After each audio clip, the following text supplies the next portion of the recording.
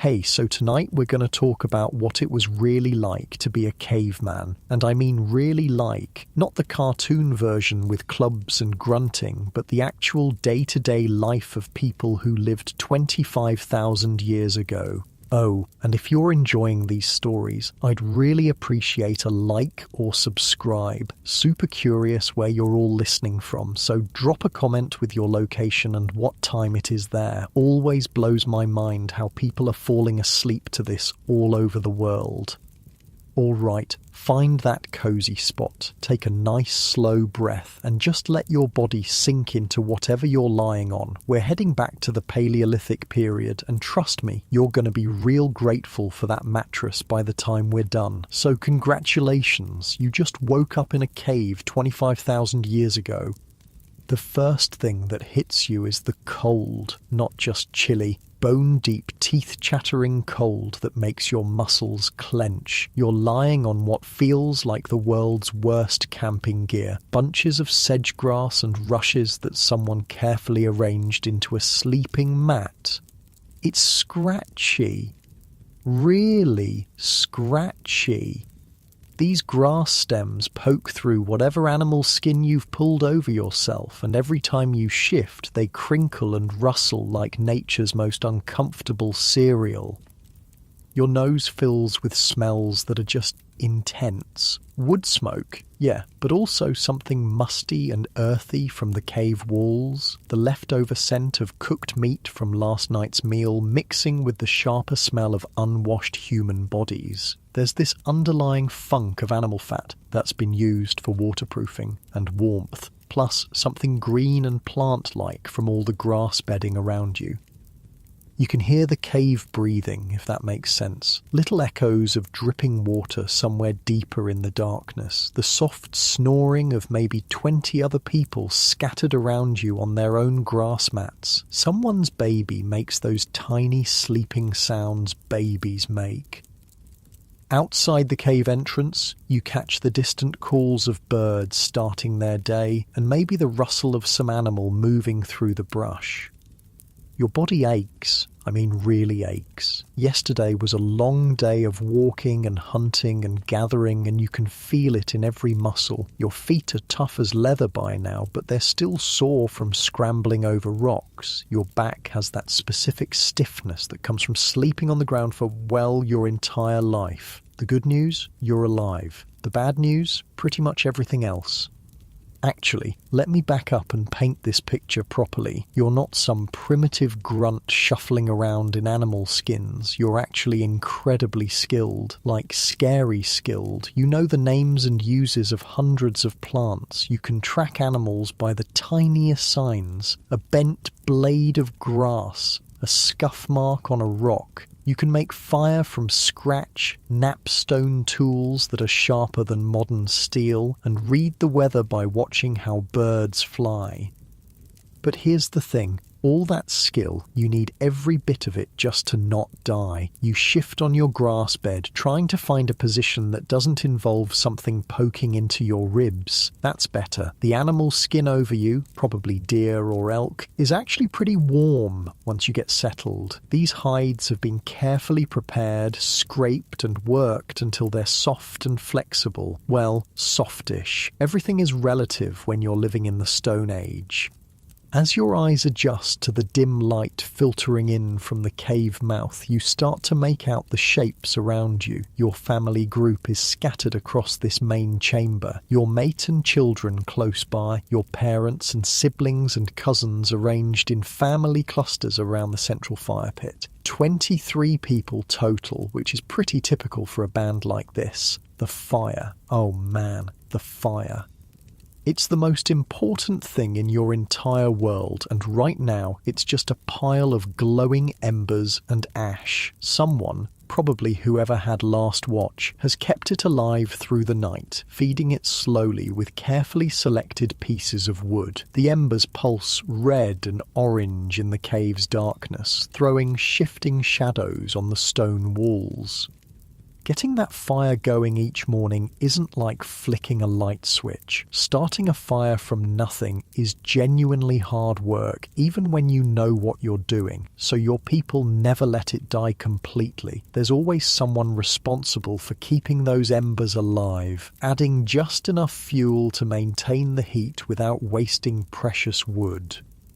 You can smell the specific scent of the wood they've been burning. Oak and ash mostly, with some birch mixed in. Different woods burn differently, and your people know exactly which ones to use for cooking versus heat versus light. Oak burns long and steady. Birch catches easily and gives off that sweet smell. Pine is good for starting fires but smoky for cooking. Time to get up. You push yourself upright on your grass mat and every joint protests. Your hip pops, your neck cricks. Welcome to life before chiropractors. Around you, other people are starting to stir too. Someone yawns, a big jaw-cracking yawn that you feel in your own mouth. Someone else stretches with a groan that echoes slightly off the cave walls.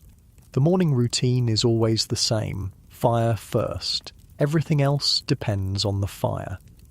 You carefully get to your feet and the cave floor is cold against your bare soles. These caves maintain a pretty constant temperature year-round, warmer than outside in winter, cooler in summer, but stone is still stone. Your feet have developed calluses thick as leather, but cold still seeps through.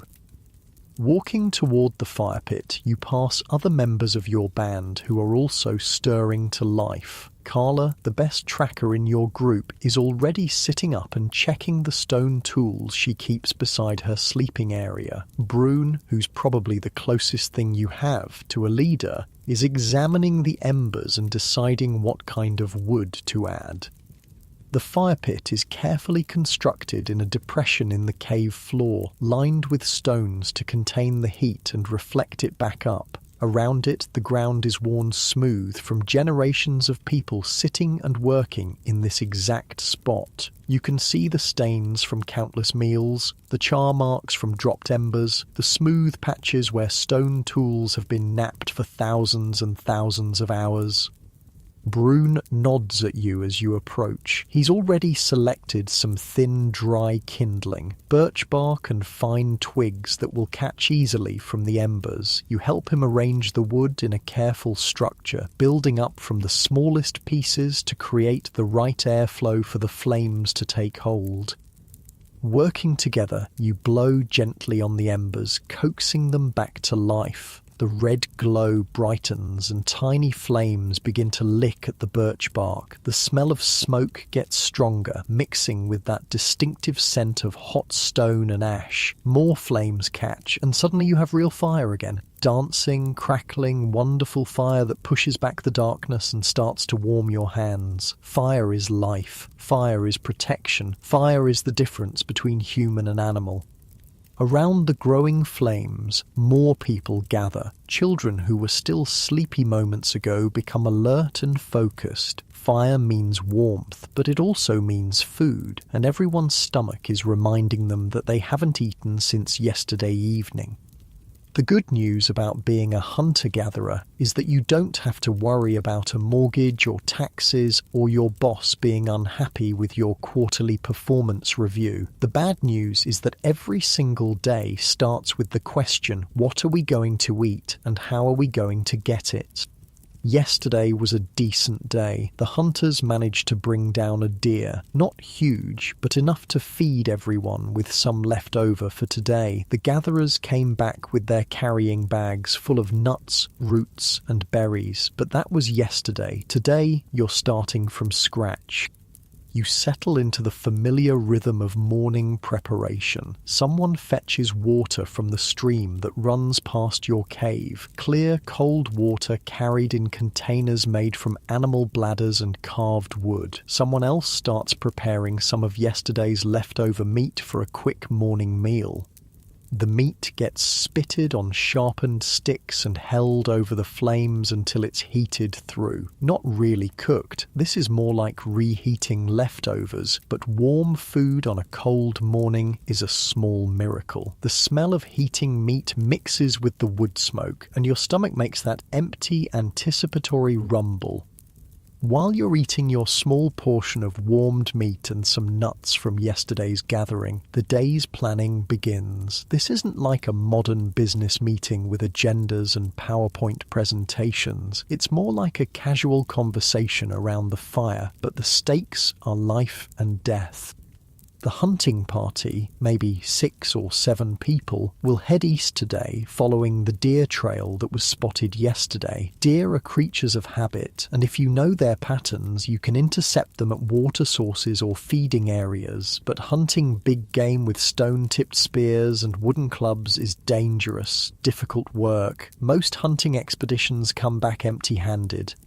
The gathering party will spread out through the forest looking for anything edible. Nuts, berries, roots, tubers, mushrooms, bird eggs, insects, medicinal plants. Gathering is actually more reliable than hunting. You almost always find something, but it requires incredible knowledge of the natural world. You need to know which berries are safe and which will kill you, which roots are edible and which will make you violently sick, which mushrooms are food and which are poison, when and where to find bird eggs, how to process bitter nuts to make them edible, where the good tool-making stones can be found. Your people carry this knowledge in their heads, hundreds of pieces of information passed down through generations of trial and error and careful observation. There are no books, no Google, no instruction manuals, just human memory and hard-won experience. As the morning fire burns brighter and the cave starts to warm up, people begin the daily ritual of checking and maintaining their tools. Stone tools dull with use and need constant attention. Wooden spears get damaged and require repair. Clothing made from animal skins needs mending.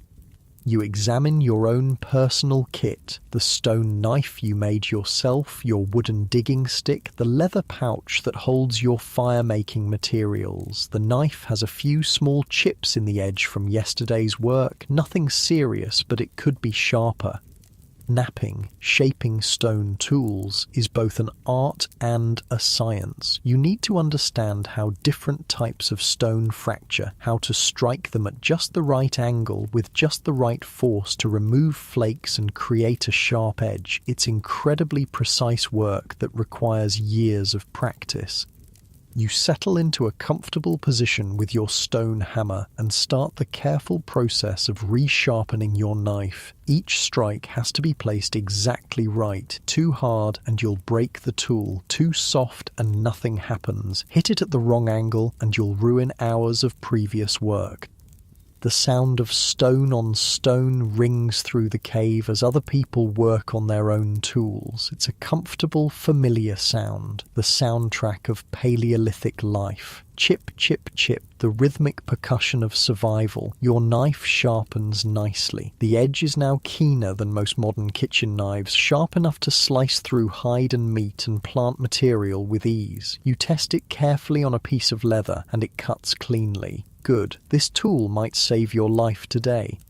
Around you, the cave is coming fully alive. Children who are old enough help with basic tasks, feeding the fire, organising the sleeping areas, checking water containers. Younger kids stay close to their mothers, but even they're learning by watching. There's no formal education here, just constant observation and gradual participation in adult activities.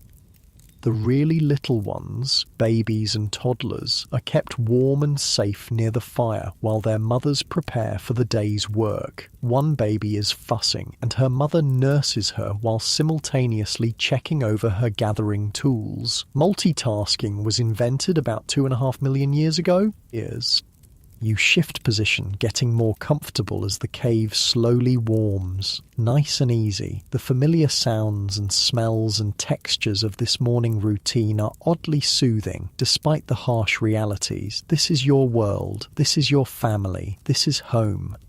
As the sun climbs higher outside the cave, sending more light through the entrance, the pace of preparation picks up. People start moving toward the mouth of the cave, ready to begin another day of searching for food and materials and everything else you need to survive. But before anyone goes anywhere, there's one more crucial morning task: assessing the weather and the world outside. Brune, along with two other experienced hunters, walks to the cave entrance to study the day. They're looking at the sky, feeling the wind, listening to the sounds of birds and animals. Weather prediction without meteorologists or Doppler radar requires reading dozens of subtle environmental cues. Cloud formations tell stories about coming storms. Wind direction indicates where rain might be heading. The behavior of birds and animals gives clues about atmospheric pressure changes, the color of the dawn sky, the feel of the air, the smell carried on the breeze. All of it matters when your life depends on being outside in whatever nature decides to throw at you. Today looks promising. The sky is clear, the wind is calm, and you can hear the normal chatter of birds in the forest. No signs of incoming bad weather, good hunting and gathering conditions. Time to go face the world. You gather your tools and equipment: stone knife, wooden digging stick, leather carrying pouch, a piece of fire-starting material wrapped in bark. Everything you own fits in your hands or hangs from a simple belt made of twisted plant fibers. The gathering party assembles near the cave entrance. 8 people today, including yourself, all equipped with the tools needed for finding and collecting food. You're wearing your usual outfit, leather leggings and a tunic made from carefully prepared deer hide. Soft leather boots, stuffed with grass for insulation, and a heavier skin cloak that can be wrapped around you if the weather turns cold. Your clothes fit well and move with your body. These aren't random animal skins thrown over your shoulders. They're carefully tailored garments sewn with sinew thread using bone needles. The leather has been treated with animal fat to make it water resistant, and the seams are reinforced in places that take the most stress.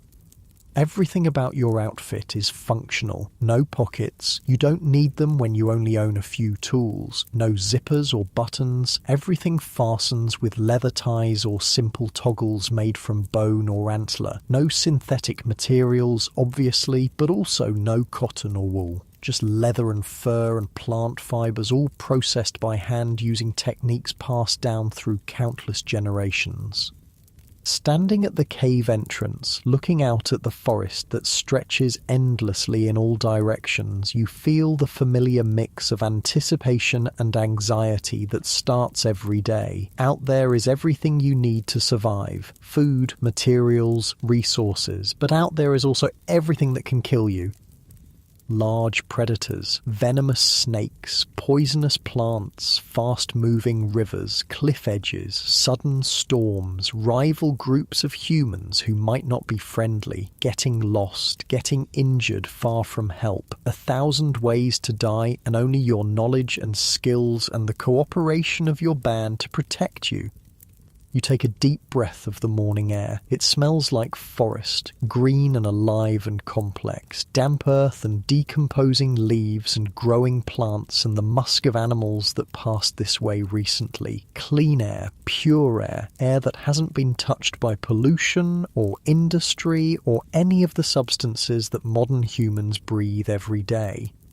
The sun feels good on your face as you step out of the cave. Real sunlight, not filtered through windows or reflected off buildings. Direct solar radiation that will warm your skin and provide the light you need to work by. No electricity, no artificial lighting, just the sun and moon and stars and fire.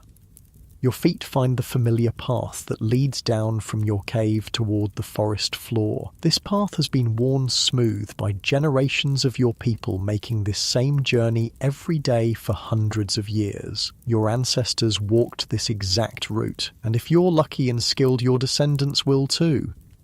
You shift your carrying pouch to a more comfortable position and adjust your grip on your digging stick. The morning is young and there's a full day of work ahead. Time to go find what the forest has to offer today. Behind you, the hunters are making their final preparations, checking spear points, discussing strategy, sharing the precious few arrows tipped with the sharpest stone points your group can make. Ahead of you, the gathering party moves through the forest with practiced silence, eyes and ears alert for anything useful. This is it. This is your life. This is what it really means to be human.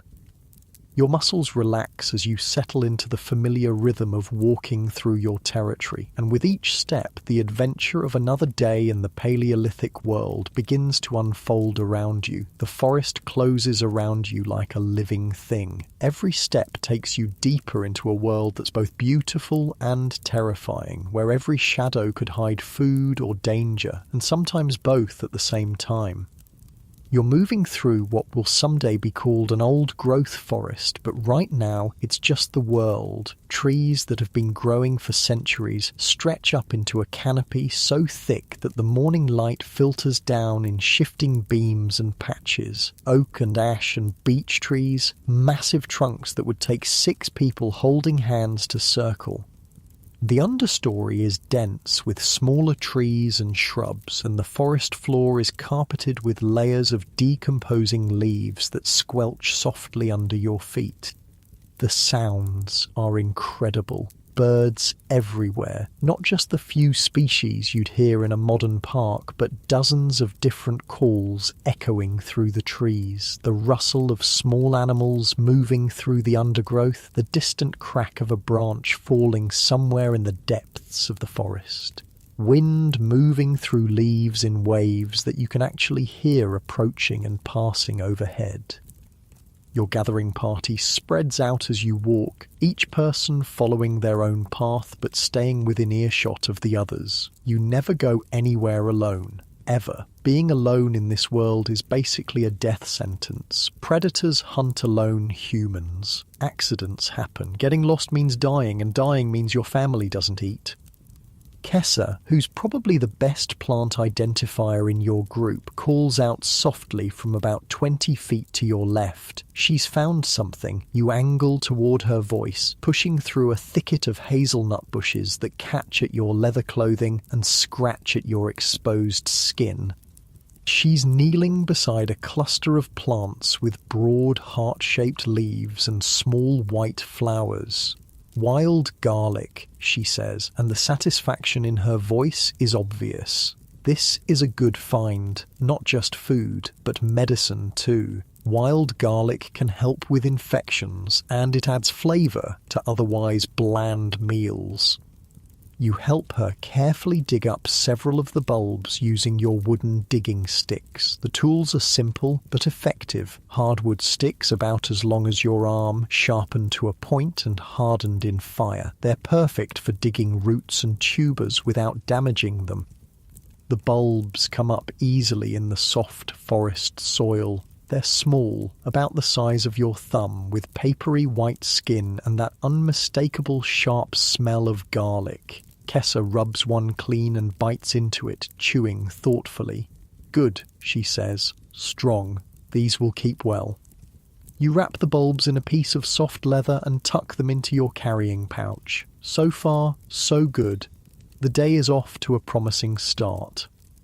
Your group continues deeper into the forest, following animal trails and paths that your people have used for generations. Every few hundred yards, someone finds something worth collecting. Nuts from hazelnut bushes, berries that are just starting to ripen, wild mushrooms growing on rotting logs, but only the ones that experienced gatherers know are safe.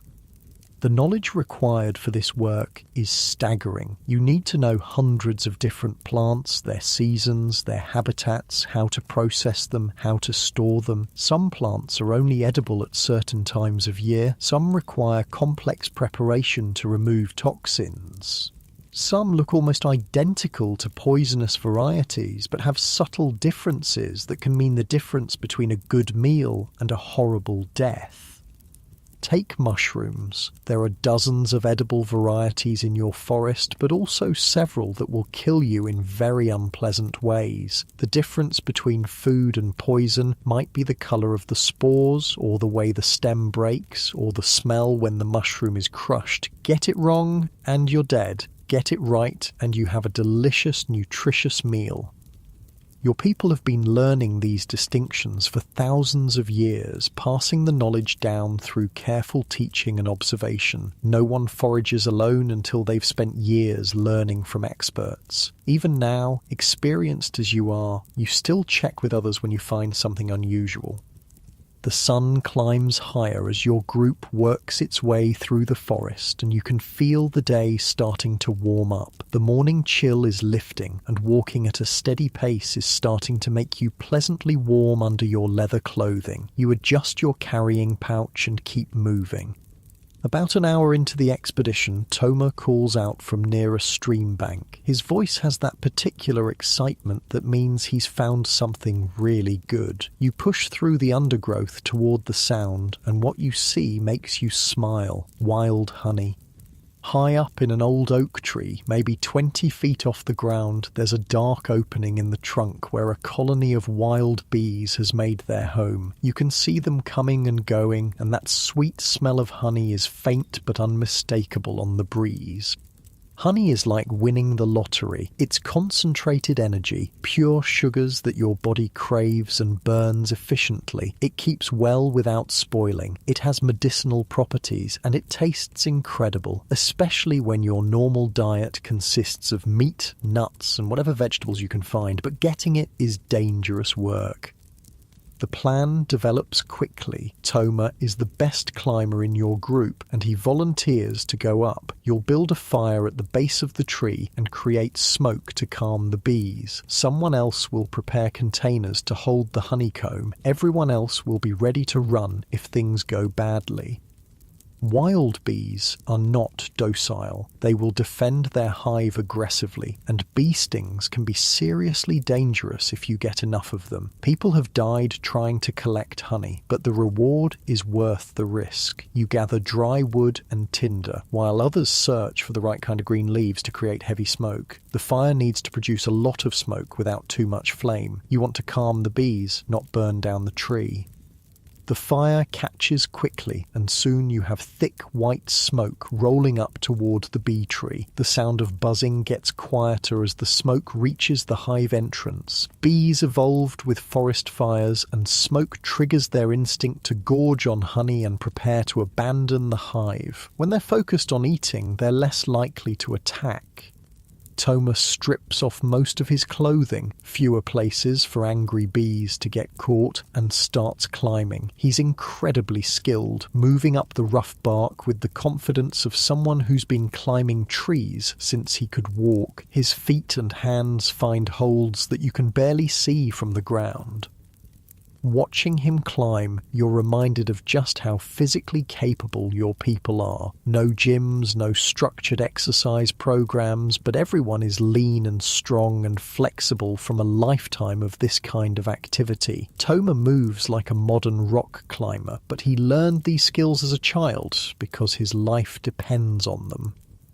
The smoke continues to roll up the tree, and the buzzing stays relatively quiet. Good sign. Toma reaches the level of the hive and carefully begins working his hand into the opening. He's feeling for honeycomb that can be removed without destroying the entire colony. Your people know not to take everything. Leave enough honey and bees and they'll rebuild for next time. A few bees spiral around him, but they seem more confused than aggressive. The smoke is doing its job. Toma's arm disappears into the tree trunk up to his elbow, and his face shows concentration as he feels around inside the hive. Then his expression changes to satisfaction. He's found good comb. Slowly, carefully, he extracts his arm from the tree. In his hand is a chunk of honeycomb about the size of your fist, golden and dripping with thick amber honey. Even from the ground, you can smell the sweetness. He tosses the comb down to waiting hands, then reaches back into the hive for more. 3 trips, 3 chunks of comb, and then he judges it's time to stop. Take too much, and you'll kill the colony. Take just enough and they'll recover and provide honey again in the future. Toma scrambles down the tree with the same skill he showed going up, dropping the last few feet to land lightly on the forest floor. A few bee stings on his arms and shoulders, but nothing serious. He's grinning with the satisfaction of a job well done. The honeycomb is gorgeous. Wax cells filled with honey so pure and concentrated it seems to glow in the dappled forest light. You can't resist breaking off a small piece and putting it in your mouth. The sweetness explodes across your tongue like nothing in the modern world. This isn't processed sugar or corn syrup. This is pure honey made by bees from the nectar of wildflowers. It's complex and floral and intensely sweet, and your body responds immediately with that rush of energy that comes from natural sugars hitting your bloodstream. You close your eyes for a moment, savouring the taste. Honey like this was the sweetest thing available to humans for tens of thousands of years. No chocolate, no candy, no desserts, just this, and it's perfect. The honeycomb gets carefully wrapped and packed away in leather containers. This is a treasure that will be shared with the entire band back at the cave. Children will get small pieces as treats. Adults will use it to make other foods more palatable. Some will be saved for winter when every calorie counts. Your gathering party continues through the forest, energized by the successful honey collection. The sun is getting higher now, and the forest is fully alive with activity. Birds calling from every direction, small animals rustling through the undergrowth. The constant, subtle movement of a healthy ecosystem. You find yourself settling into the meditation of long-distance walking through familiar territory. Your feet know this ground. Your eyes automatically scan for useful plants, signs of game, anything out of place that might indicate danger. Your breathing falls into a steady rhythm that matches your pace. This is one of the most peaceful times in Paleolithic life, moving through the forest with your community, working together, using skills that connect you directly to the natural world. No schedules, no deadlines, no artificial stress, just the ancient rhythm of human life in harmony with the environment. Well, mostly harmony. There are still plenty of ways to die out here. Around midday, your group stops beside a small stream to rest and eat. The water is clear and cold, running over smooth stones worn by countless years of current. You cup it in your hands and drink deeply, tasting the mineral purity of water that has never been processed or treated or run through pipes. Lunch is a selection of what you've gathered so far. Nuts, berries, some leftover meat from yesterday, and tiny tastes of that precious honey. You sit on a fallen log beside the stream, listening to the water and eating slowly, methodically. The food is challenging by modern standards. The meat is tough and requires serious chewing. The nuts are small and sometimes bitter. The berries are tart and seedy. Nothing is salted or seasoned or prepared in ways that enhance flavour. But your body knows this food, recognises it, processes it efficiently. And there's something deeply satisfying about eating food you gathered yourself with your own hands, using knowledge passed down through generations of your ancestors. This meal represents hours of skilled work and deep understanding of the natural world. Every bite was earned. As you eat, you notice how your body feels: strong, lean, efficient. Your muscles are dense and functional from constant physical activity. Your senses are sharp from relying on them for survival. Your mind is calm but alert, constantly processing information about your environment. This is what human bodies were designed for: not sitting in chairs for 8 hours a day, not eating processed foods, not living under artificial light. This, moving through natural landscapes, eating food you collected yourself, working with your community to solve the daily challenges of survival. After the meal, your group splits up to cover more territory. You partner with Denny, an older woman who knows more about medicinal plants than anyone else in your band. She's teaching you to identify herbs that can treat pain, infection, digestive problems, and other common ailments. The two of you work your way along the stream bank where many useful plants grow in the rich, moist soil. Denny shows you how to recognize willow bark, which can be chewed to relieve pain and fever. She points out wild mint growing in shady spots, good for stomach troubles. You find cattail roots growing in the marshy areas near the stream, starchy tubers that can be roasted or ground into flour. The knowledge Denny shares with you represents thousands of years of human experimentation with natural medicine. Your people have no doctors, no hospitals, no pharmacies. What they have is detailed understanding of which plants can heal and which can harm. Some of this knowledge is startlingly sophisticated. Your people know how to use willow bark for pain relief, the same active ingredient that's in modern aspirin. They know which mushrooms have antibiotic properties. They understand how to use certain plants to induce labor during difficult births or to prevent pregnancy when resources are scarce. But they also know the limitations of plant medicine. Serious injuries often mean death. Infections that modern antibiotics could cure easily become fatal. Childbirth is dangerous. Life expectancy is much shorter than in the modern world. The afternoon passes in this way: walking, searching, learning, collecting. Your carrying pouch gets heavier as you add more plants and roots and other useful materials. The sun moves across the sky, and the light in the forest shifts from bright midday to the warmer slanted rays of late afternoon. You're getting tired, not exhausted, but pleasantly fatigued from a day of steady physical activity. Your legs feel the miles you've walked, your back feels the weight of your collecting pouch, your hands are stained with plant juices and dirt from digging in the forest soil.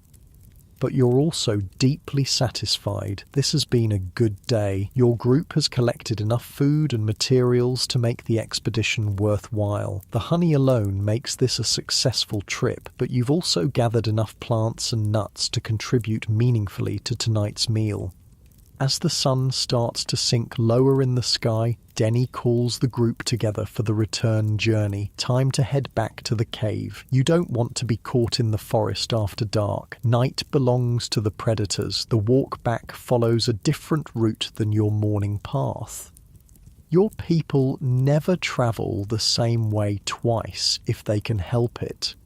Predictable routes make you vulnerable to ambush, and they also mean you miss opportunities to find new resources or observe changes in your territory. This path takes you through a section of forest dominated by massive beech trees, their smooth grey bark rising like pillars into the canopy above. The ground here is covered with fallen beech nuts, and your group spends some time collecting the rich, oily nuts that will provide valuable calories.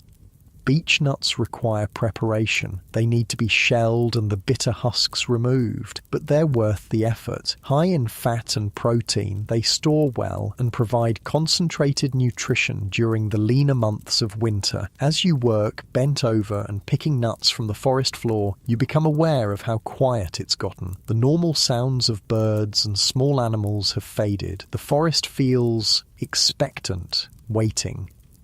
Denny notices too. She straightens up slowly, her eyes scanning the trees around your group. Her hand moves casually to the stone knife at her belt, the universal signal for something's not right. Everyone freezes. You listen, really listen, beyond the normal forest sounds, beyond the whisper of wind in the leaves. There's something else. A rustling that doesn't match the rhythm of small animals. Something bigger, something moving with purpose through the undergrowth. Could be a deer, could be an elk, could be a bear, could be people who aren't your people. Denny makes a subtle hand gesture that means gather closer, stay quiet, be ready to run. Your group slowly, carefully consolidates into a tighter formation. No sudden movements, no noise, just controlled readiness. The rustling gets closer. Through the trees you catch glimpses of movement, brown shapes moving between the tree trunks, coming your way. Then you see antlers. Elk, a small herd of them moving through the forest on their own afternoon journey. Huge animals, each one weighing more than 3 or 4 humans combined. Beautiful, magnificent, and potentially dangerous if they feel threatened. Your group stays perfectly still as the elk pass. 5 adults and 2 calves moving with that peculiar combination of grace and power that large wild animals possess. They're magnificent, thick coats gleaming in the afternoon light, massive antlers that could easily kill a human, muscles rippling under their skin as they walk. One of the adults stops about 30 feet from your group and looks directly at you, eye contact with a wild elk. For a long moment, you and this ancient creature regard each other across the space between species, 2 different kinds of animals sharing the same forest, the same world.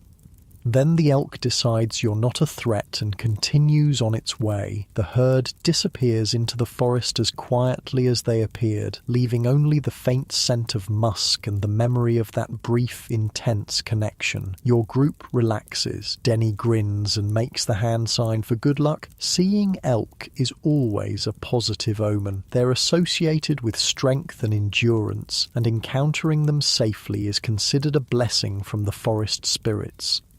You finish collecting beech nuts and continue the journey home. The sun is definitely getting lower now, and the light in the forest is taking on that golden quality of late afternoon. Time to pick up the pace. The path climbs gradually as you approach your home territory. The cave is situated on higher ground for good reason. Better visibility, easier to defend, and less likely to flood during heavy rains. Your legs feel the incline as you climb, but it's a familiar burn. You've made this walk thousands of times.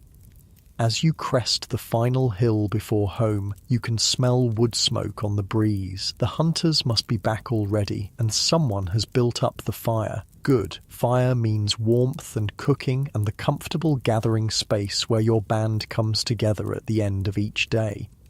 You can also smell cooking meat, really smell it, rich, savoury scents that make your mouth water and your stomach rumble with anticipation. The hunters were successful today. There will be fresh meat tonight, along with everything your gathering party has collected.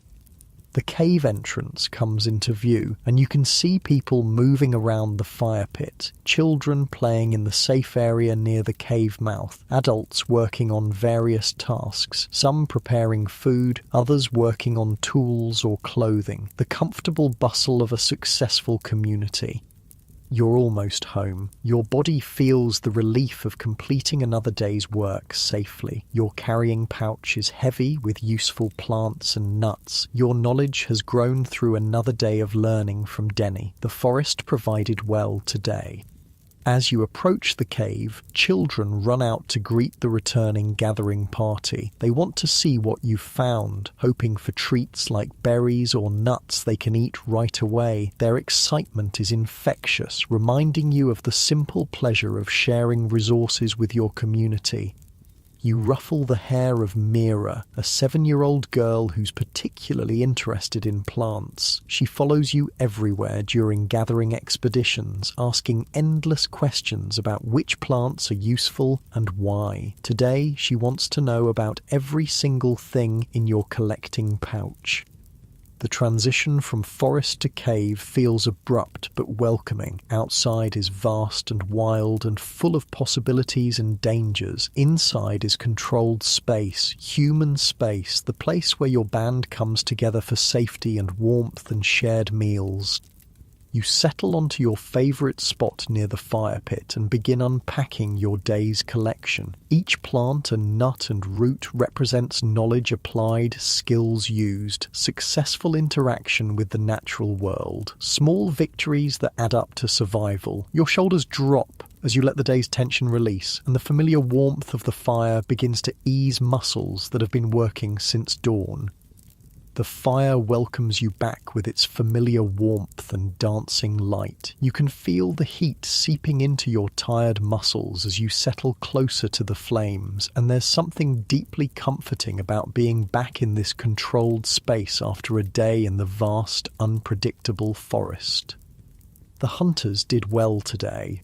Really well. Spread around the fire pit are the remains of 2 deer, not huge animals, but enough meat to feed your entire band with leftovers for tomorrow. The successful hunt means tonight will be a feast, and feast nights are rare enough to be genuinely special. Brune and the other hunters are sharing their story while people work on food preparation. The tale unfolds in the casual, collaborative way of people who know each other intimately. Someone starts the story, another person adds details, a third corrects a minor point or emphasizes a particularly skillful moment. They tracked the deer for most of the morning, following barely visible signs through dense forest. A broken twig here, a hoofprint in soft soil there, the faintest scent trail that only the most experienced trackers can detect. The pursuit required patience, endurance, and the kind of environmental knowledge that takes decades to develop. The actual kill happened quickly. The hunters managed to surround a small group of deer at a water source, and Jorik made a perfect spear throw that brought down a young buck with a single strike. The second deer, attempting to flee, ran directly into spears held by 2 other hunters positioned along the escape route. Clean kills, quick deaths, minimal suffering for the animals, and maximum protein for your people. You listen to the hunting story while unpacking your own day's collection, organising the plants and nuts you gathered into different piles based on how they'll be used. Some things will be eaten tonight, others need processing or preparation, some will be stored for future use. The honeycomb you helped collect creates quite a stir when it's revealed. Children gather around to stare at the golden treasure, and adults nod approvingly at Toma's climbing skills. Honey is always welcome, but finding this much in one place is exceptional luck.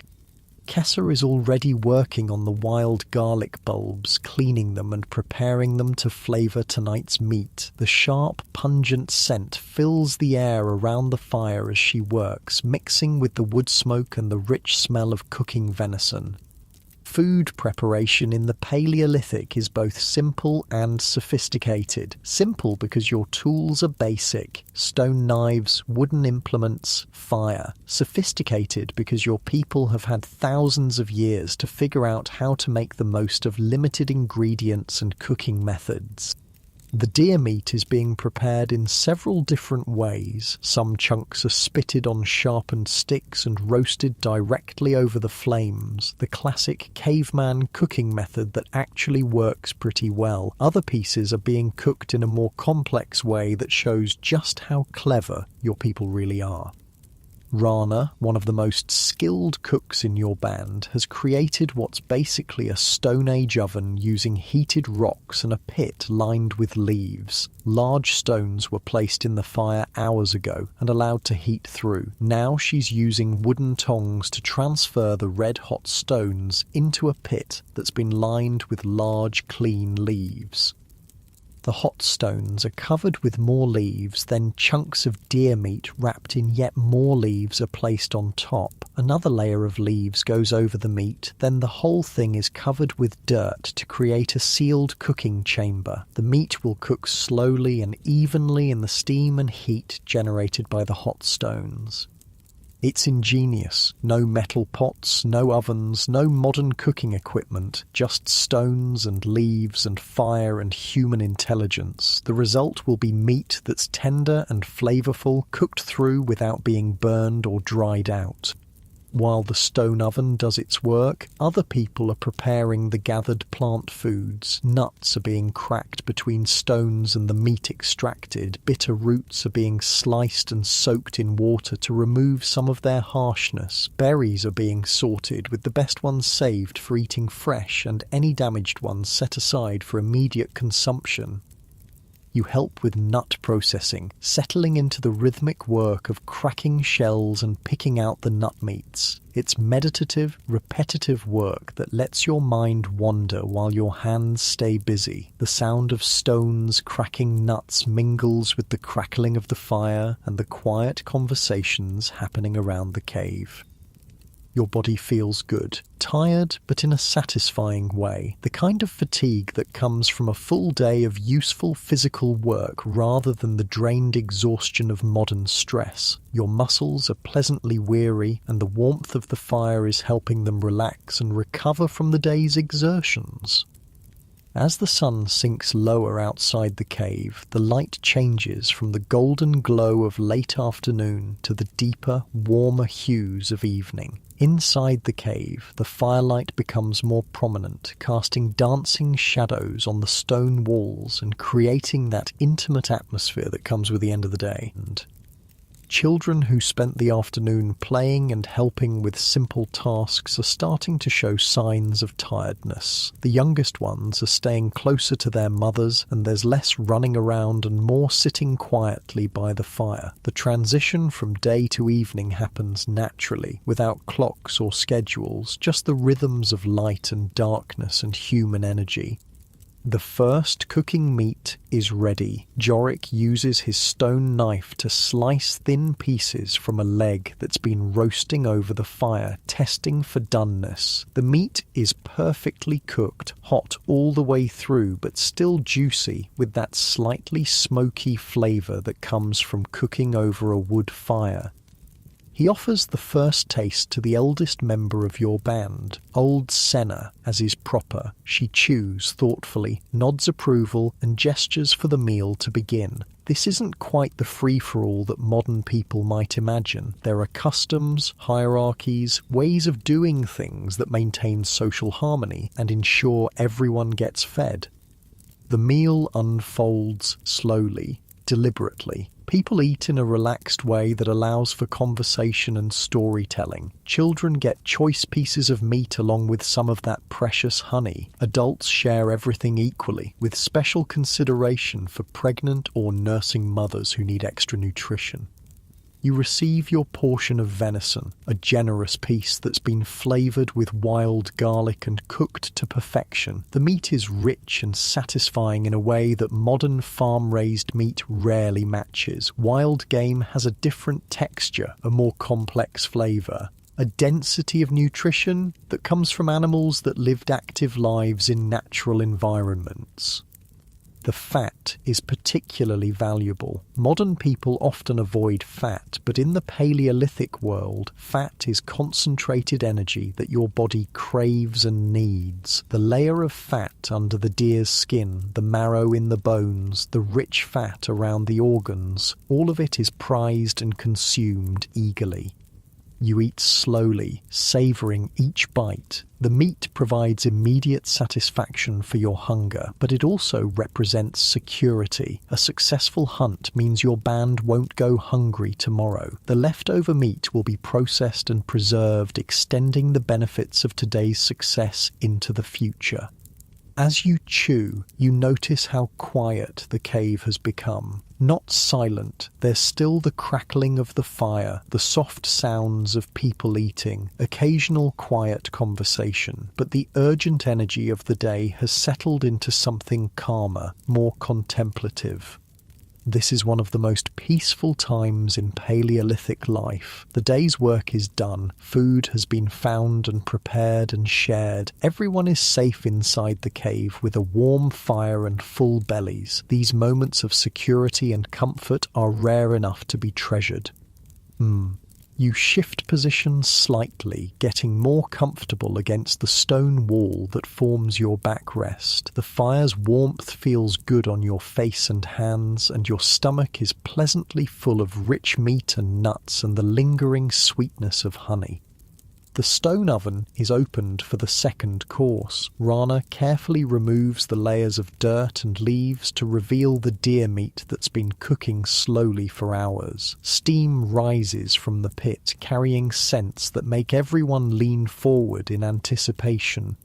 The meat that emerges is incredibly tender, falling apart at the touch of a wooden implement. It's been cooked gently and evenly, infused with the flavours of the leaves that wrapped it and the smokiness from the heated stones. This is sophisticated cooking using Stone Age technology. Everyone gets a portion of the pit-cooked meat, and the difference in texture and flavour from the roasted meat is remarkable. Your people understand that variety in food preparation isn't just about taste. Different cooking methods preserve different nutrients and make various components of the food more digestible. While people eat the second course, the leftover raw meat is being prepared for preservation. Some will be cut into thin strips and hung near the fire to dry into jerky. Other pieces will be rendered for their fat, which can be used for waterproofing, medicine, and preserving other foods. Nothing is wasted. The bones will be cracked tomorrow to extract the nutritious marrow. The hide is already being prepared for processing into leather. Sinew will be saved for sewing thread. Antler and bone will become tools. Even the hooves have uses. A successful hunt provides resources far beyond just meat. As the meal progresses, the atmosphere in the cave becomes increasingly relaxed and social. This is when stories get told, when knowledge gets passed down, when the social bonds that hold your band together are reinforced and strengthened. Old Senna, the eldest woman in your group, begins telling a story that everyone has heard before but no one minds hearing again. It's about the great winter when she was young, when the snow was so deep that hunting became impossible for weeks and the band survived by eating cached supplies and gathered materials that had been stored in hidden locations. The story serves multiple purposes. It's entertainment, obviously, but it's also education. Senna is teaching the younger members of the band about resource management, about preparing for hard times, about the importance of planning ahead. The story contains practical survival information disguised as entertainment. You lean back against the cave wall and let the familiar rhythm of Senna's voice wash over you. These oral traditions are how your people preserve and transmit knowledge across generations. No writing, no books, no external storage systems, just human memory and the ancient art of storytelling.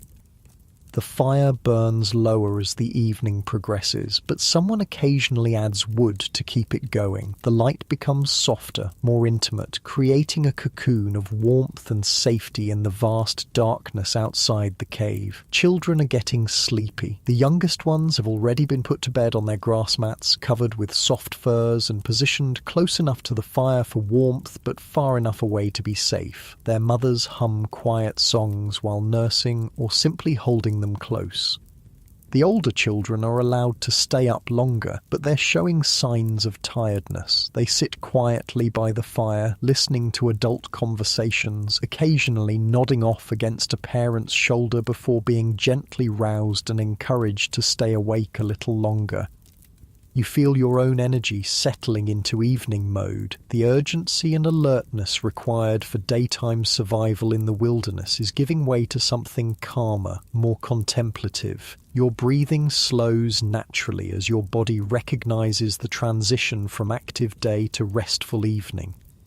Someone starts working on tomorrow's tools. Stone napping by firelight isn't ideal, but simple maintenance tasks can be done in the flickering illumination. The rhythmic sound of stone on stone adds to the peaceful atmosphere, a gentle percussion that speaks of preparation and care for the implements that make survival possible. Women are working on clothing repair, using bone needles and sinew thread to mend small tears in leather garments. This is skilled work that requires good hand-eye coordination, but experienced seamstresses can do basic repairs even in dim light. The clothing your people wear represents hundreds of hours of labor, and maintaining it properly is essential. The social dynamics of evening time are different from the focused urgency of daytime activities. People sit closer together, conversations are quieter, more intimate, physical contact increases, children leaning against parents, adults sitting shoulder to shoulder, casual touching that reinforces social bonds. You notice how the fire affects everyone's behaviour. People orient themselves toward it, not just for warmth, but as a social focus. The fire is the centre of community life, the gathering point that brings the band together at the end of each day. It's been this way for hundreds of thousands of years. As the evening deepens, some people begin preparing for sleep. The sleeping areas are arranged around the fire pit in a rough circle, with families grouped together and the most vulnerable members, young children and elderly people, positioned closest to the warmth and light. Your own sleeping area is ready from this morning's brief tidying. The grass mat has been shaken out and rearranged. Your sleeping furs have been aired and positioned for maximum warmth. Everything is prepared for another night's rest on the stone floor of the cave. But sleep is still some time away. Evening activities continue at a relaxed pace as people finish their tasks and gradually wind down from the day. Some individuals work on personal projects, carving wooden tools, preparing plant materials for future use, organising their few personal possessions. The cave itself seems to exhale as the day ends. The stone walls, which absorbed heat from the fire during the day, slowly release that warmth back into the air. The temperature remains comfortable despite the cooling air outside. Caves are naturally insulated, maintaining relatively stable temperatures year-round. You stretch your legs and adjust your position by the fire. Your muscles feel loose and relaxed from the day's exercise, and the warm, food-full feeling in your stomach adds to the general sense of well-being. This is what contentment feels like in the Paleolithic world. Basic needs met, community gathered safely together, another day survived successfully. The sound of evening wind outside the cave entrance creates a subtle backdrop to the indoor activities. It's a reminder that the world beyond your small circle of firelight continues its ancient rhythms, but here in this protected space, your people have created a pocket of human warmth and safety.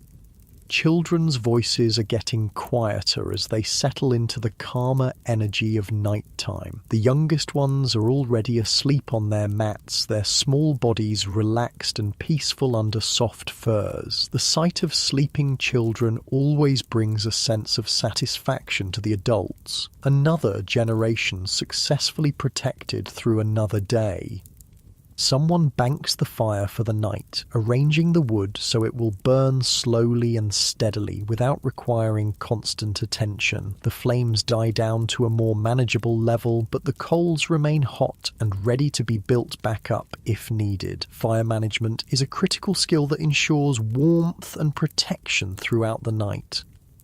The transition towards sleep happens gradually, naturally. People finish their evening tasks and begin moving toward their sleeping areas. Conversations become quieter, more intermittent. The energy level in the cave slowly decreases as everyone prepares for rest. You feel the day's tension continuing to ebb away as you settle more comfortably against your resting spot. Your breathing deepens naturally, and a comfortable yawn escapes as your body begins its transition toward the night ahead.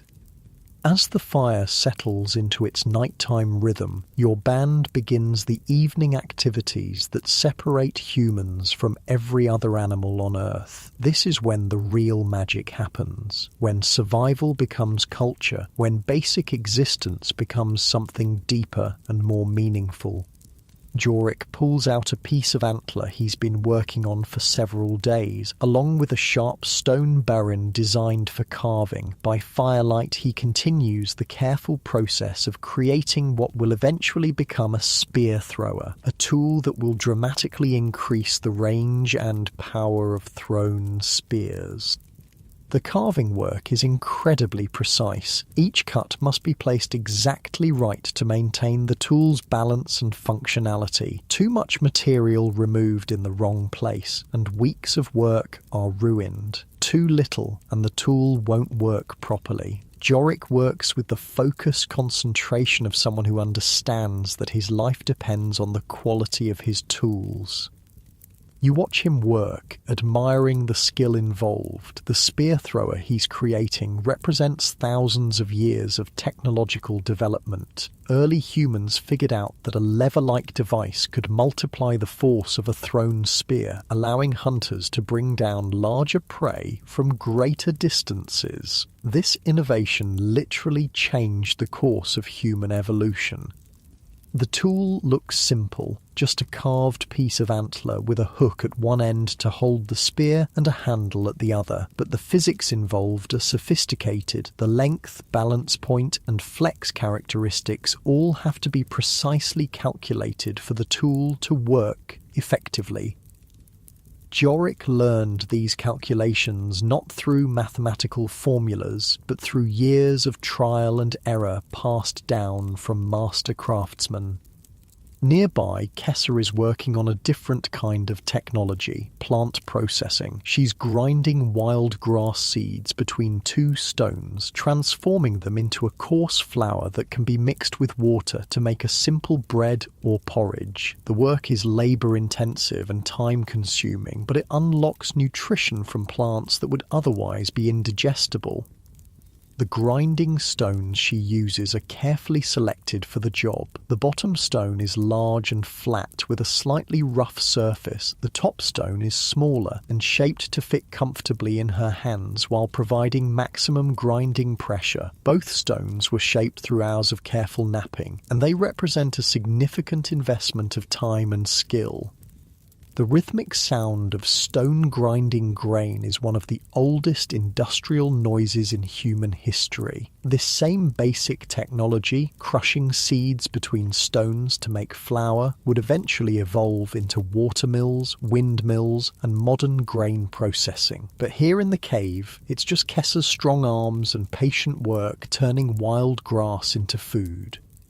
The flour that results from her efforts is coarse and dark, nothing like the refined white flour of the modern world, but it's nutritious and filling, providing carbohydrates that complement the protein from hunting and the vitamins from gathered plants. When mixed with water and cooked on hot stones near the fire, it becomes a simple flatbread that helps extend the value of other foods. You shift your position, getting more comfortable as you watch the various evening activities happening around the fire. Each person is engaged in work that contributes to the band's survival and well-being. There's no leisure time in the modern sense, but there's also no distinction between work and life. Everything flows together into the integrated whole of Paleolithic existence. Old Senna has finished her earlier story and now begins a different kind of teaching, practical instruction about medicinal plants. She's working with several of the younger women, including some who have recently become mothers for the first time. The knowledge she shares could literally save lives.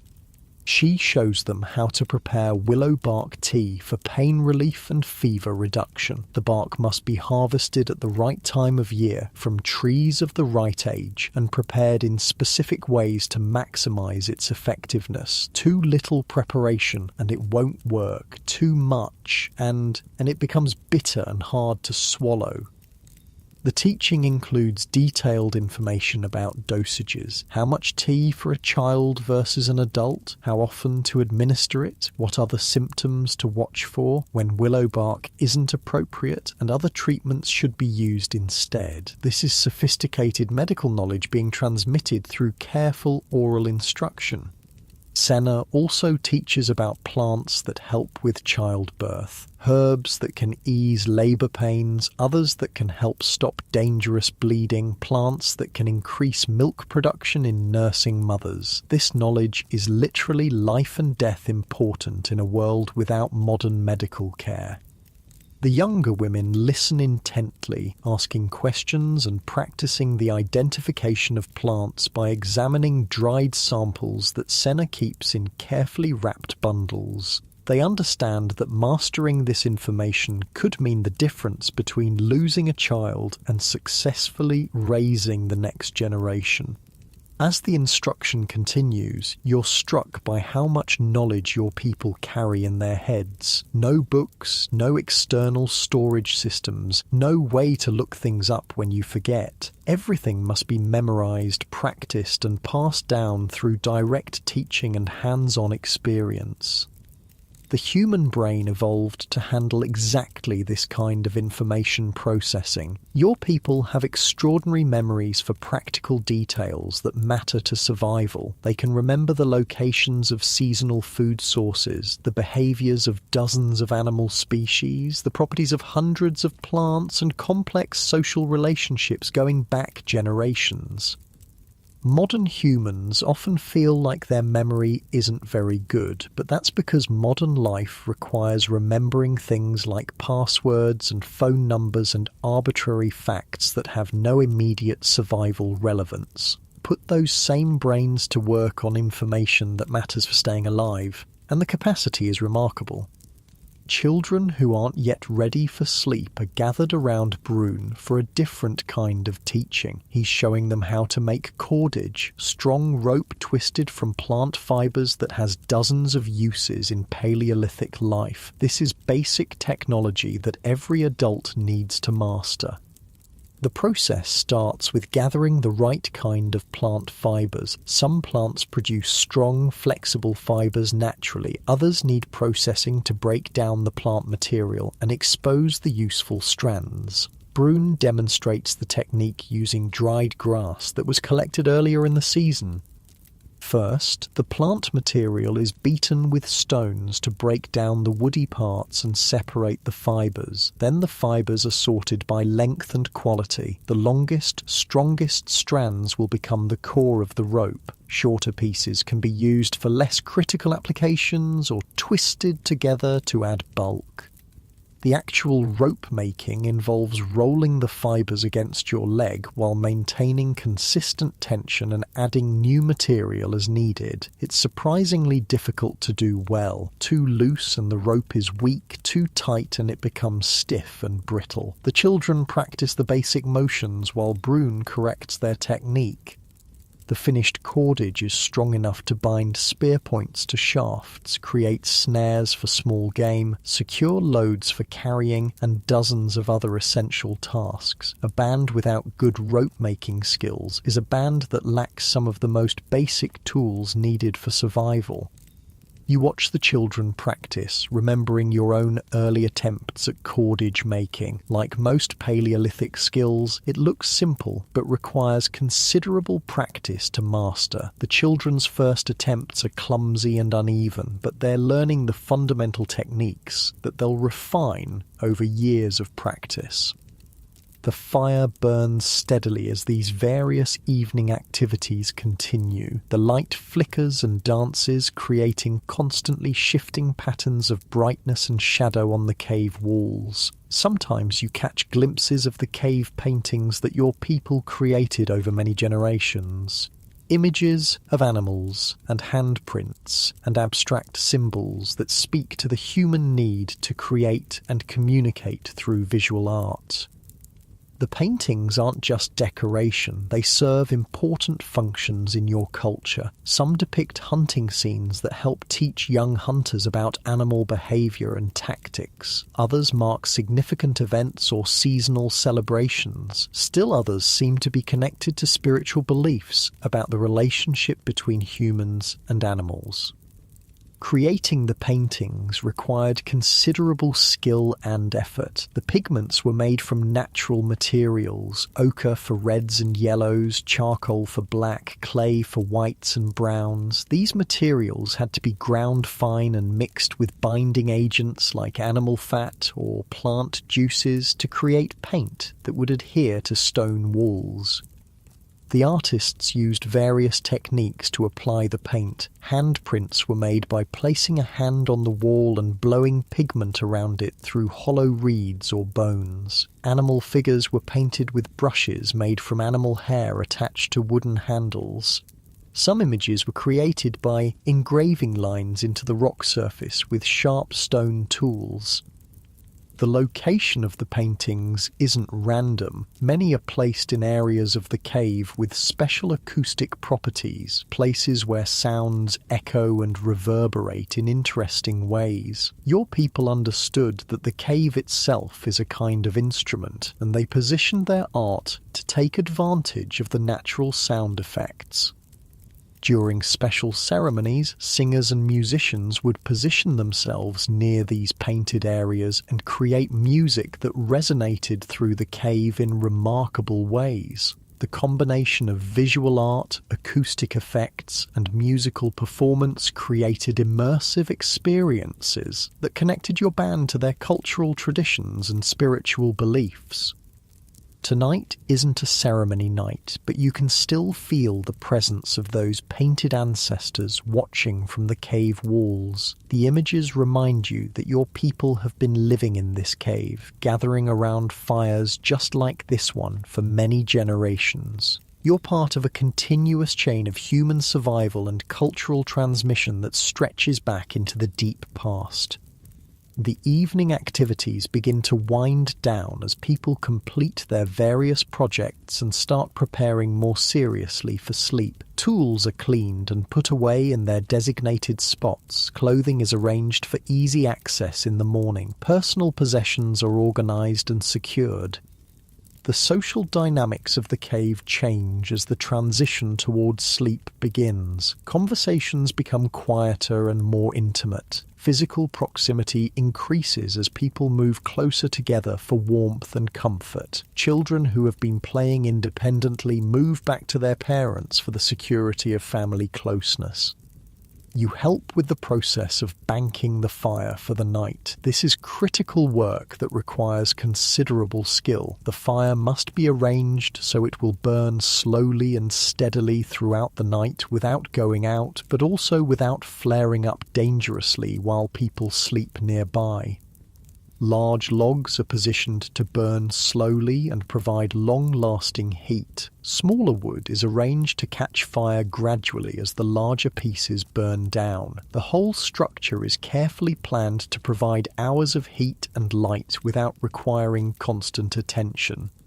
Someone will be responsible for monitoring the fire during the night, not staying awake constantly, but checking it periodically and adding fuel if necessary. Firewatch rotates among the adults, and it's considered one of the most important responsibilities in the band. As the fire settles into its overnight configuration, the light in the cave becomes softer and more subdued. The dramatic dancing flames of evening give way to the steady glow of well-banked coals. The atmosphere becomes increasingly peaceful and contemplative. People begin moving toward their sleeping areas, saying quiet goodnights and making final preparations for rest. Children are settled onto their grass mats with warm furs pulled up to their chins. Adults arrange their own bedding and position themselves for warmth and comfort. The sleeping arrangements reflect the social structure of your band. Family groups cluster together, with children positioned between parents for maximum protection and warmth. Single adults sleep near the edges of the group, but within the circle of firelight and safety. Your own sleeping area is positioned where you can easily reach your tools and weapons if needed during the night. Your spear is within arm's reach, along with your stone knife and other essential equipment. Even in sleep, you remain ready to respond to danger. The grass mat under your sleeping furs has been arranged to provide as much cushioning as possible against the hard stone floor. Additional layers of dried grass and moss create a barrier between your body and the cold rock. It's not comfortable by modern standards, but it's the best available sleeping surface in the Paleolithic world. You settle onto your mat and pull your sleeping furs around you. The animal skins are warm and soft from years of use, and they carry the comforting sense of your family and your life. These furs represent successful hunts, skilled hide preparation, and the accumulated warmth of many nights' sleep. The sounds in the cave gradually diminish as people settle into sleep. Conversations fade to whispers, then to silence. The only sounds are the crackling of the fire, the occasional shift of someone adjusting their position, and the deep, slow breathing of people relaxing into rest. Outside the cave, the night world is alive with different sounds. Owls calling from the forest, the distant howl of wolves, the rustle of nocturnal animals moving through the undergrowth. But inside the cave, protected by fire and stone walls and the presence of your band, these sounds seem distant and unthreatening. You feel your body beginning to relax as it recognizes the familiar transition towards sleep. Your muscles, which have been working hard all day, start to release their tension. Your breathing naturally slows and deepens. The warmth from the fire and your sleeping furs creates a cocoon of comfort around you. This is the end of another successful day in the Paleolithic world. Food was found and shared, tools were maintained and improved, knowledge was passed down to the next generation. Everyone survived safely to see another night. These simple accomplishments represent the fundamental victories of human existence. The fire continues to burn steadily, casting its warm glow on the sleeping forms scattered around the cave. The light flickers gently across the painted walls where your ancestors left their marks, connecting tonight to countless other nights when humans have gathered around fires for warmth and safety and companionship. Your breathing settles into a deeper rhythm as you feel yourself getting more comfortable on the grass mat, your body naturally finding that perfect position for rest. The day's adventures fade into pleasant memories as the peaceful warmth of the cave embraces you, and the gentle sounds of your sleeping community create the perfect backdrop for whatever dreams may come in this ancient, timeless place where humans have always found safety and peace. The night deepens around your cave, and the world outside settles into the ancient rhythms that have governed this planet for millions of years. Inside, your band sleeps peacefully around the dying embers of the fire, each person wrapped in the security of community and the hard-won comfort of another day survived. But as you lie on your grass mat, listening to the gentle breathing of your people and feeling the warm weight of animal furs against your skin, something remarkable begins to happen. The boundaries between then and now start to blur. The 25,000 years that separate the Paleolithic world from your modern life seem to compress into nothing more than a long, slow exhale. Because here's the truth that most people never really understand. You are them. Your DNA, your basic brain structure, your fundamental physical and emotional needs. They're virtually identical to those cave dwellers whose lives we've been exploring together. The human genome hasn't changed significantly in the last 40,000 years. You're running Stone Age software in a space age world. Those Paleolithic humans weren't primitive ancestors stumbling through a harsh world with limited intelligence. They were people just like you, with the same capacity for love and creativity and complex thought. They laughed at jokes, they mourned their dead, they told stories around fires and worried about their children and fell in love and felt wonder at the beauty of the natural world. The main difference between them and you isn't intelligence or emotion or basic human nature, it's just technology. They lived in a world without agriculture, without cities, without writing, without the accumulated knowledge that modern humans inherit from thousands of generations of cultural development. But they had things that you've lost, a direct, intimate connection to the natural world that modern people can barely imagine, knowledge of their environment so deep and complete that they could survive and thrive using nothing but what the earth provided, social bonds strengthened by shared struggle and mutual dependence for survival. They knew every plant in their territory, every animal track, every change in the weather. They could make fire from scratch, create tools from stones and wood, read the landscape like a book written in a language they understood perfectly. They lived entirely within their means, taking only what they needed, leaving the lightest possible footprint on the earth.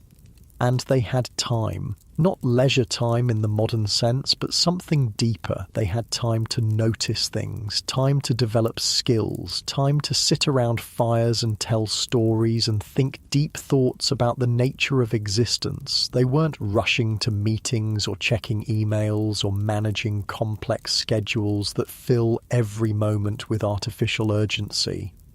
Your breathing slows as you consider these connections between past and present. The fire in the cave burns lower, and the light becomes softer, more dreamlike. The sounds of the sleeping band fade into a gentle background rhythm that matches the slow beating of your heart.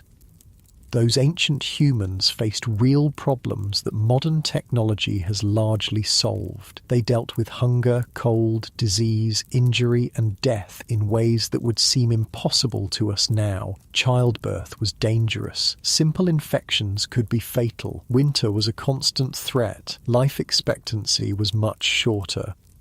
But they also didn't face the psychological stresses that plague modern humans. No anxiety about careers or finances or social media or global politics. No depression from feeling disconnected from nature and community. No chronic diseases from processed foods and sedentary lifestyles.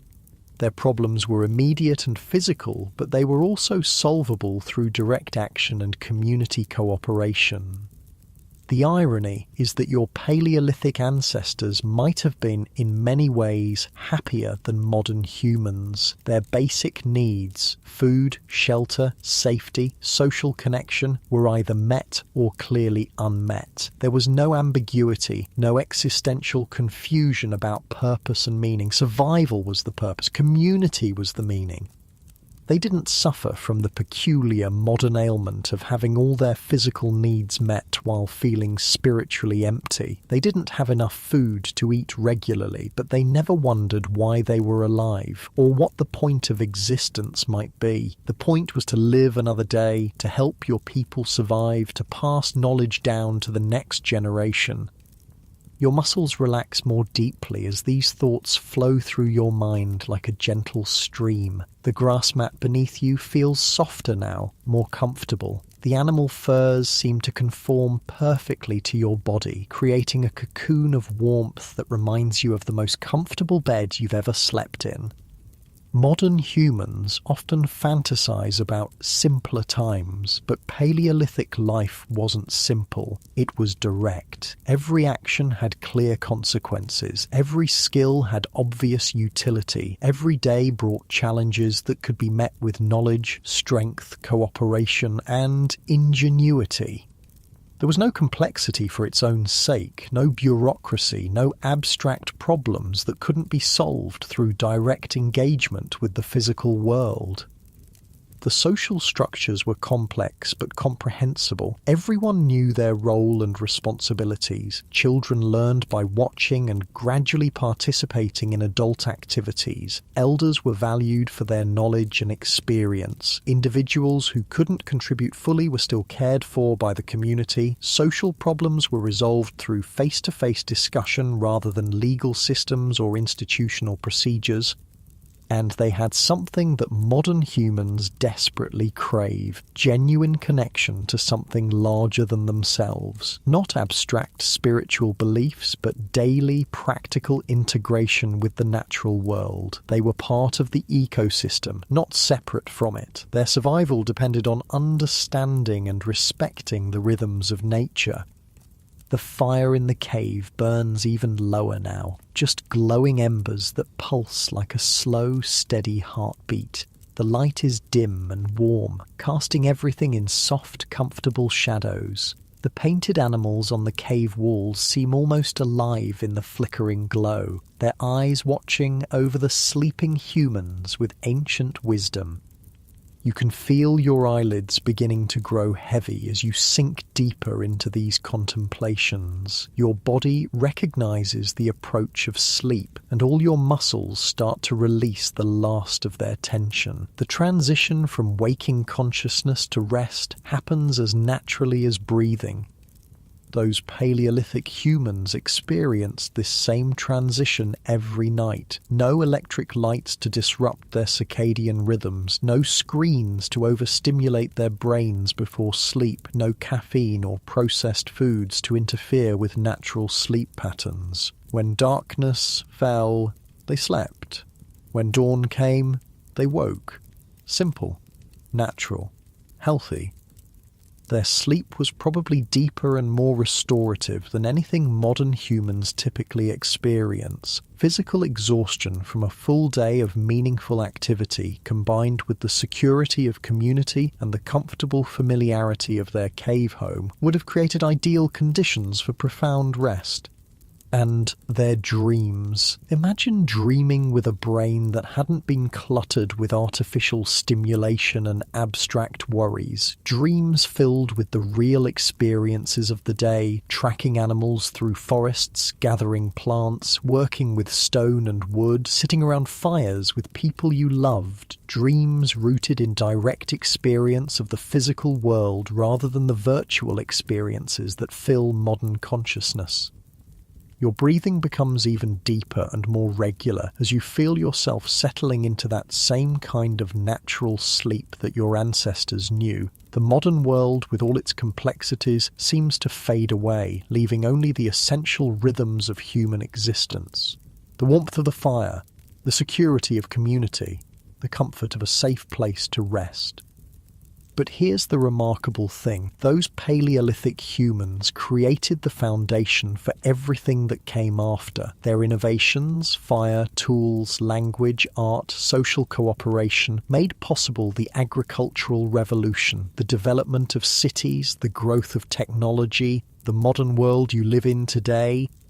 They figured out how to be human, how to survive not just as individuals but as communities, how to pass knowledge from one generation to the next, how to create beauty and meaning in the midst of struggle, how to love and laugh and dream even when life was uncertain and often dangerous.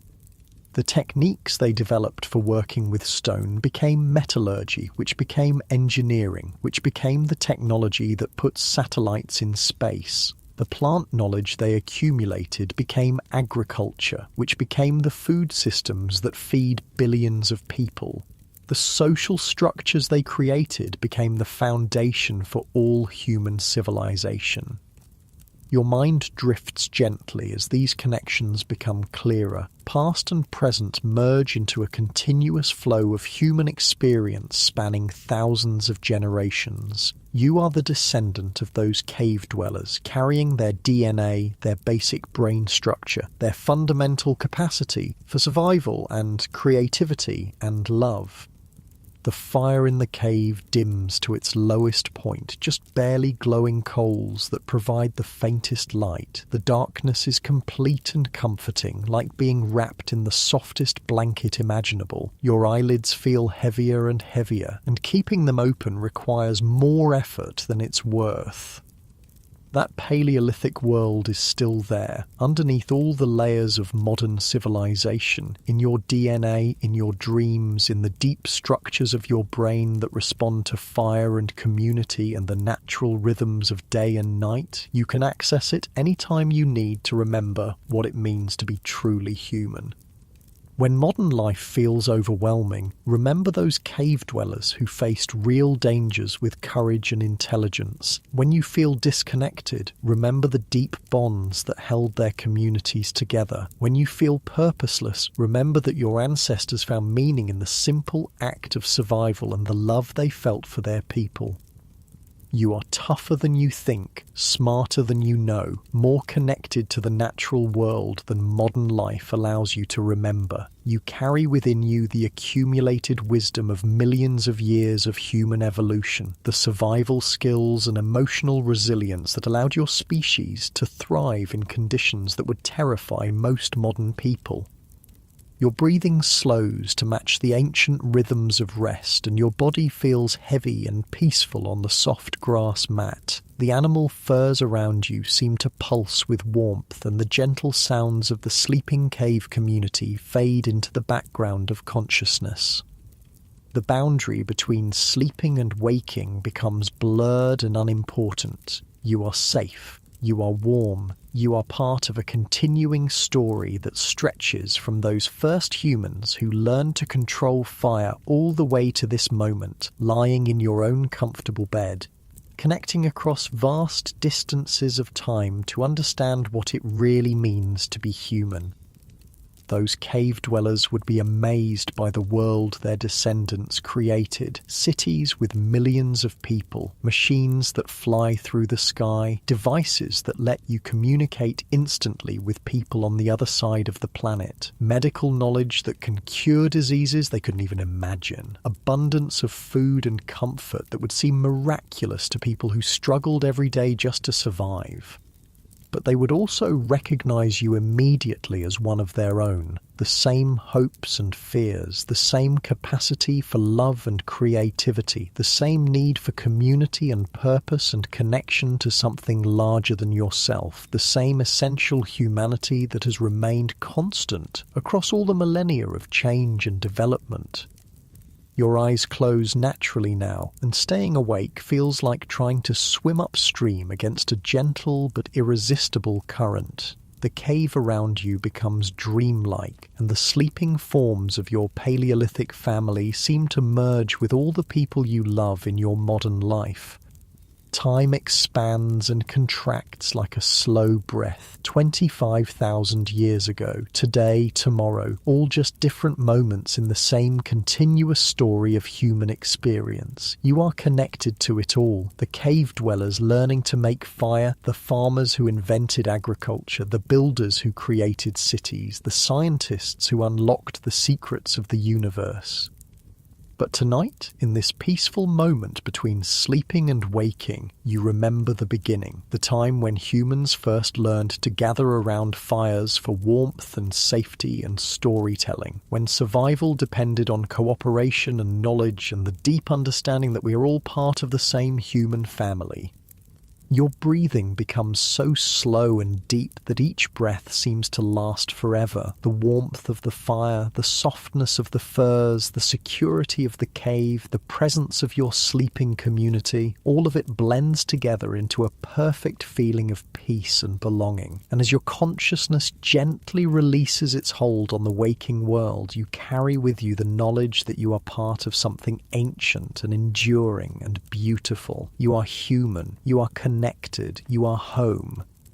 The cave grows quiet except for the soft sounds of peaceful breathing. The fire burns down to its smallest ember, still glowing, still warm, still providing the light that has guided humanity through the darkness for hundreds of thousands of years. And you sleep. Deep, restorative, natural sleep that connects you to every human who has ever lived, ever loved, ever dreamed of a better tomorrow for their children and their children's children. Sleep now. Rest in the knowledge that you are exactly who you were meant to be, carrying forward the best of human nature into whatever future awaits. Sleep with the wisdom of your ancestors and the hope of generations yet to come. Let your eyelids fall closed for the final time tonight. Let your breathing slow to match the ancient rhythms of rest. Let yourself drift away on the current of dreams that has carried humanity through countless nights just like this one. Sleep deeply, sleep peacefully, sleep with the confidence that you are part of the greatest story ever told, the story of human survival, human creativity, human love that transcends time and connects every heart that has ever beaten around a fire in the darkness. Rest now, modern cave dweller. Rest well.